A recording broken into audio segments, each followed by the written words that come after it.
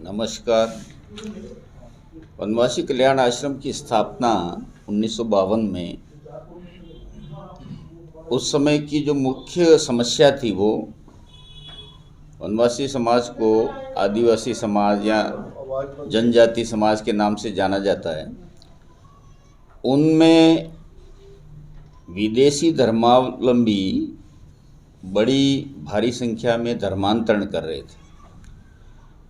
तो जिस समय इसकी स्थापना हुई, मुख्य उद्देश्य ये था कि जनजाति समाज को इसका संपूर्ण विकास किया जाए और सर्वांगीण विकास सभी आयामों में किया जाए। उसके साथ ही इनकी जो सनातन काल से जो पूजा पद्धति है, जो संस्कृति है, उसको नष्ट होने से रोका जाए। तब से लगाकर हम 70 वर्ष तक अभी ये कार्य कर रहे हैं और ये वर्ष हमारे लिए इसलिए भी महत्वपूर्ण है कि पूरा देश आज़ादी का अमृत महोत्सव मना रहा है। और पिछले वर्ष भारत सरकार ने एक प्रस्ताव पास किया सरकारी तौर पर कि जनजाति गौरव दिवस मनाया जाए। आज़ादी के आंदोलन में जनजाति समाज के हजारों लोगों ने शहादत दी, लेकिन इतिहास के पन्नों पर वो दर्ज नहीं हो पाया।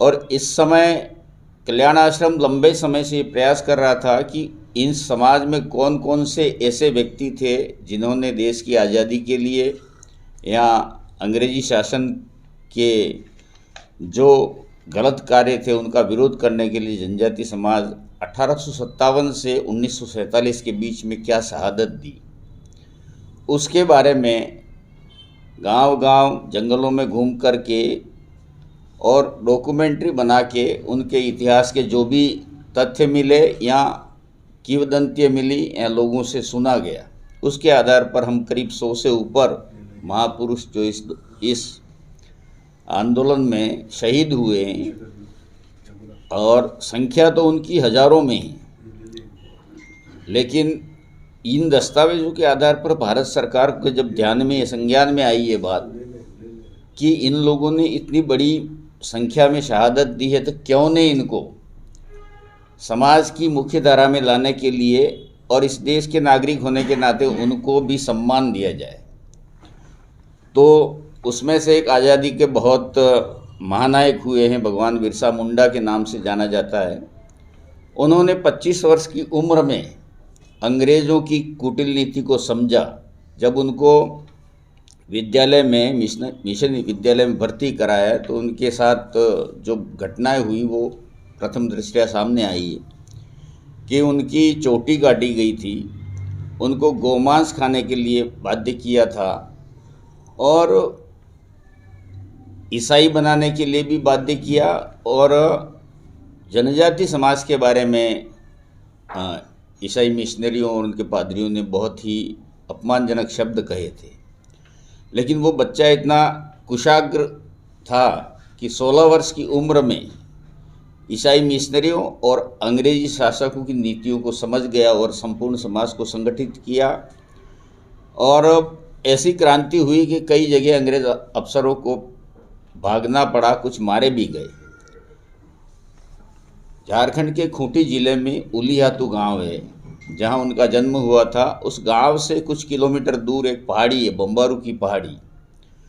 जब इनकी मीटिंग चल रही थी तो अंग्रेज़ों ने गोलियां चलाई, 400 से अधिक व्यक्ति मारे गए और बाद में ये वहां से बिरसा मुंडा निकल के भागे, लेकिन बाद पकड़े गए और रांची की जेल में उनको 1890 में किसी बीमारी का कारण बता के मृत्यु होना बताया। लेकिन जो लोगों ने सुना है वो ये कहता है कि जहर दे के मारा था उनको। तो वो कारण का सही तथ्यात्मक पता नहीं है अपन को। इस तरह से पूरे देश के लोगों आज़ादी के स्वतंत्रता संग्राम में जिन्होंने शहादत दी, उनका हम एक पुस्तक अमृत महोत्सव के दौरान मना रहे हैं, प्रकाशन करके अभी उसको लोकार्पण कर रहे हैं। और इसी समय जनजाति समाज के महत्व को समझते हुए भारत सरकार ने सर्वोच्च संवैधानिक पद पर भी श्रीमती द्रौपदी मुर्मू को राष्ट्रपति बनाया, क्योंकि जनजाति समाज बहुत ही विकास के मामले में अंतिम पायदान पे है। तो राष्ट्र अगर विकास करता है और कोई समाज या वर्ग उसका पिछड़ा रहता है तो वो राष्ट्र के लिए भी उचित नहीं है। इस तरह से कल्याण आश्रम ने एक विजन डॉक्यूमेंट तैयार किया 2015 में, और किस तरह से दुर्गम पहाड़ों में और जंगलों में किस तरह से इनकी शिक्षा का, इनके स्वरोजगार की कार्यवाही की जाए ताकि ये समाज अन्य समाज के बराबर आया जाए। हम एक पुस्तक का प्रकाशन कर रहे हैं आज़ादी के अमृत महोत्सव में, और पूरे देश में भगवान बिरसा मुंडा की जयंती को सारे केंद्रीय मंत्री और जहां मुख्यमंत्री हैं सभी ने हर गांव में, विद्यालयों में हर्षोल्लास के साथ मनाया, ताकि जनजाति गौरव दिवस जो सरकार ने उनको अधिकृत फैसला किया है उसको प्रभावी किया जाए। इसका दूसरा एक कारण और है कि 9 अगस्त को आदिवासी दिवस घोषित किया है। ये यूएनओ का एक प्रस्ताव था, जिस समय भारत सरकार ने उनके प्रतिनिधि को वहाँ कहा कि भारत में रहने वाले सभी लोग यहाँ के मूल निवासी हैं, आदिवासी। हम केवल विश्व के उन लोगों के समर्थन में इस प्रस्ताव पर हस्ताक्षर कर रहे हैं जो अपने मुल्क से खदेड़ दिए गए थे। यदि धर्मांतरण स्वीकार नहीं किया तो उनको अपने नेटिव प्लेस, अपने मूल देश से भगाकर जंगलों में कहीं भेज दिए थे। वो वापस अपनी जगह आना चाहते हैं और उनके मानवाधिकार के सिफारिशों के आधार पर उनको वापस वहाँ पर स्थापित किया जाए, उनके विकास के लिए कार्य किया जाए। भारत में आदिवासी शब्द से एक कई सारा, जैसे किसी ने कहा कि आर्य विदेशों से आए, तो कई सारी भ्रांति से अगर वो आदिवासी हैं तो फिर दूसरे लोग इस देश में रहने वाले हजारों लाखों वर्षों से वो कहाँ के हैं। इसलिए सरकार ने स्पष्ट वहाँ पर यूएनओ में लिखा है। हम ये नहीं चाहते कि ईसाई मिशनरियों के इशारे पर इसी दिन 9 अगस्त 1610 को जनजातियों पे अमेरिका में नरसंहार किया था, और अमेरिका के आदिवासी उस दिन को काला दिवस मनाते हैं।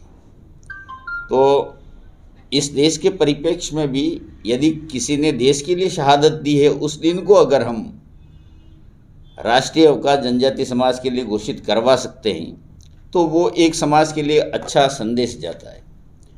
मिशनरियों ने अपने हिसाब से जब जनजातियों का अमेरिका में नरसंहार कर रहे हैं और उसी तारीख को उन्होंने अपने तरीके से यूएनओ में 9 अगस्त घोषित करवा दिया। इससे क्या होता है, समाज में जो अराष्ट्रीय तत्व हैं वो इस समाज को भ्रमित करके और राष्ट्र विरोधी गतिविधियों में सम्मिलित कर रहे हैं, जिससे नक्सलवाद पैदा हो रहा है। और जनजाति समाज को मुख्य धारा में लाने के लिए हमारे कल्याण आश्रम का जो प्रयास है वो इसलिए है कि देश की सीमाओं पर, सामरिक स्थानों पर जनजाति समाज पूरे देश की सीमाओं पर बसा हुआ है। अभी हमने अरुणाचल प्रदेश में चाइना के बॉर्डर पे 200 किलोमीटर तक तिरंगा लेकर आदिवासियों को ही तैयार किया, और वो प्रतिवर्ष चाइना के बॉर्डर पे तिरंगा लेके निकलते, राष्ट्रीयता की भावना पैदा हो उनमें। उसके लिए ये सारी गतिविधि चलाई जा रही हैं, और जनजाति महापुरुषों को इतिहास में उनका नाम दर्ज किया जाए, उसका भी हमारा प्रयास है। शैक्षणिक विद्यालयों में अगर ऐसे महापुरुषों का नाम दर्ज होता है जो देश के लिए लड़े और देश की संस्कृति को नष्ट करने वाले लोगों के खिलाफ लड़े, ये हमारा पूरा प्रयास है। और पूरे देश में जहाँ जनजाति समाज नहीं वहाँ पर भी हमने कल्याण आश्रम के केंद्र खोले, जैसे पंजाब है, हरियाणा है, दिल्ली है।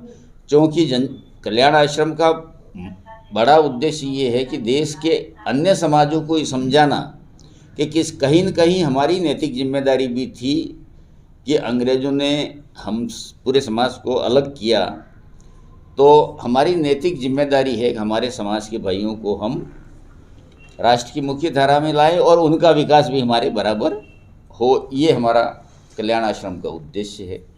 इसके लिए हम कार्य कर रहे हैं जी। हरियाणा में हमारे 2-3 तो यहाँ छात्रावास चलते हैं और कहाँ कहाँ है? हिसार में, भिवानी में और एक फरीदाबाद में। फरीदाबाद 2 है, 2 छात्रावास चलते हैं और है हिसार में कार्यालय। हिसार में कार्यालय है। और हम शाखाओं के रूप में ये करीब बड़े बड़े जिलों में सब जगह जो शिक्षा के इन्होंने बोला कि शिक्षा 1+2 तक है और आगे की शिक्षा दे। और विद्यालय तो अपने सरकार के होते हैं, उन्हीं में पढ़ते हैं वो। और आश्रम की व्यवस्था, उनके खाने पीने रहने की व्यवस्था है जी अपने हरियाणा में जो सीमांचल के 70 बच्चों की व्यवस्था है जी। 20 बच्चे फरीदाबाद में और 50 बच्चे ये भिवानी में। भिवानी +2 तक का है और कॉलेज विद्यार्थी फिर आगे जाके फरीदाबाद पर भी हमें सहयोग मिले समाज का। वहाँ उनके शिक्षण की व्यवस्था के लिए आश्रम हम खोलने का प्रयास कर रहे हैं। वो समाज की सहमति से, आप सभी की सहमति से उनके ऐसा भाव आता है समाज का, वास्तव में ये इनकी सेवा की जाए।